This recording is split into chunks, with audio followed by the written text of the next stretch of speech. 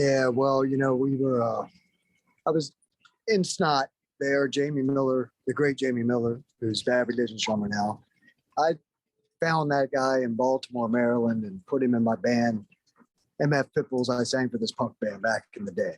And we had a record deal. I was, drumming for Wrathchild, singing for this Pitbulls band, and saw Jamie. He was in a band called Mary Suicide. Anyway, it was a side project at first. Then we got a deal with Roadrunner, right? Well, at the same time, I met Wick Crane, and he said, "Come, dude, come to Santa Barbara, live in Santa Barbara, and join Ugly Kid Joe."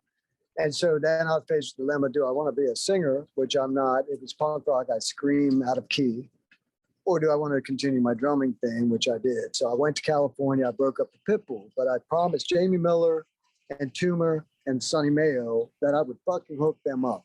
And so when I got to Santa Barbara, Whitfield took me over to the Snot house. Snot was this new band. They hadn't even played one show yet, but They had a house. And so I went over to the Snot house, and I happened to have a Bad Brain shirt on, and that was Lynn's favorite band. So Lynn came right up to me, and I ended up hitting it off, really getting tight with Lynn Strait, right? And so he's like, "Dude, you should join Snot." And I was like, "I just joined Ugly Kid Joe, dude. I can't join your band." Yeah. He's like, "Well," I go, "However, I have," and at the time, by the way, Snot's drummer and bass player weren't that great, man. You know what I mean? I hate to say it, but that's the deal. But Lynn Strait and Mikey Dolan had this star fucking shit. Even back in the day, they just had this shit. And so I was like, "I got the band for you." I used to sing for this band. The drummer, the bass player, and the guitar player are fantastic. Anyway, I showed them video of Pitbulls, and of course they flew to California, joined Snot, and within 7 months were signed to Geffen. You know what I mean? They took LA quick. System of a Down used to open for them, all this shit. They came up quick. And so Jamie Miller wasn't happy playing that kind of music, I guess, or whatever. And I think a lot of it had to do with he wanted to play guitar at the time, maybe with his girlfriend's band, Amy Echo. And anyway, Lynn called me again, come do the record. And I had just made another record with Amen. And he said, "Look, you don't have to quit Amen. Just play on this record, and then we'll let the dice tumble. And whichever one, if we're big, then come join my band." And I said, "All right." So anyway, me, Mikey, Sonny Mayo, and Mikey Doling went into the studio and wrote all those songs with Lynn. Wow. And then the day we demoed them all musically, and Lynn would just sit there with his notepad writing lyrics, and he wasn't even there much during the writing of the music. He would just come in. Anyway, by the time we got it done, and Sonny Mayo wasn't there that day, but it was me and Toomer and Mikey Doling. And we were waiting for Lynn to come and start singing on the new songs. And his mom called, and Mikey Doling picked the phone up, and we got the news. He'd been killed on his way, there. And so at that point, God, I don't even know how to go into that, but it was fucked. And then, but we had all these great songs that Lynn Strait liked. And so we figured, why not do a tribute? And everyone was hurt by his death, everyone. And so it was an easy thing for us to just call all of, Jonathan, and every singer on there were friends with Lynn, so except for one. One wasn't, and just did it for respect and love or whatever. But every other dude was like personal friends with Lynn anyway. And so it was an easy thing. That's why it came out so fast. It was so easy to do. We already had written all the songs.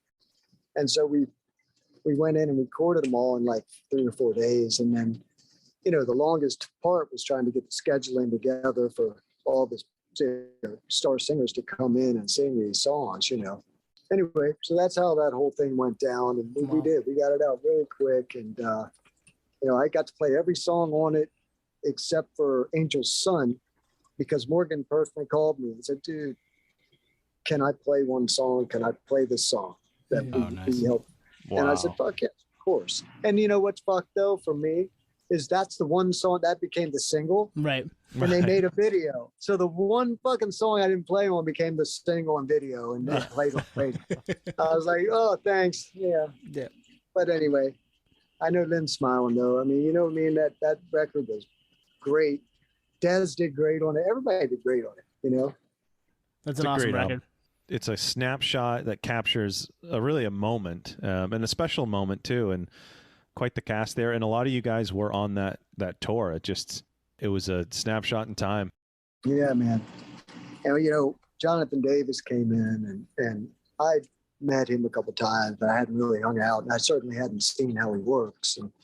And you know, it was the coolest thing. He had basic ideas and some scratched some lyrics down, but he sat in front of a piano and he started playing the notes he was going to sing. Bang, dang, dang, dang, dang, ding, ding, ding, ding, right? And then he gets on the mic. He goes, it's so fucked. I am here doing this. And I had tears in my eyes, you know? Wow. And then he goes, it's bullshit. Things don't end like this. And I was like, motherfucker, that was a horrible, horrible tragedy, you know, that ended up making something great out of it, you know. Mm-hmm. But you know, like it's hard. That's a hard one, you know, to talk about really, because Lynn was so special and everybody loved Lynn, man. Yeah. He was one of those dudes, you know what I mean? And he had that thing, and it was just fucking senseless, you know. But there you have it. Man, thank you.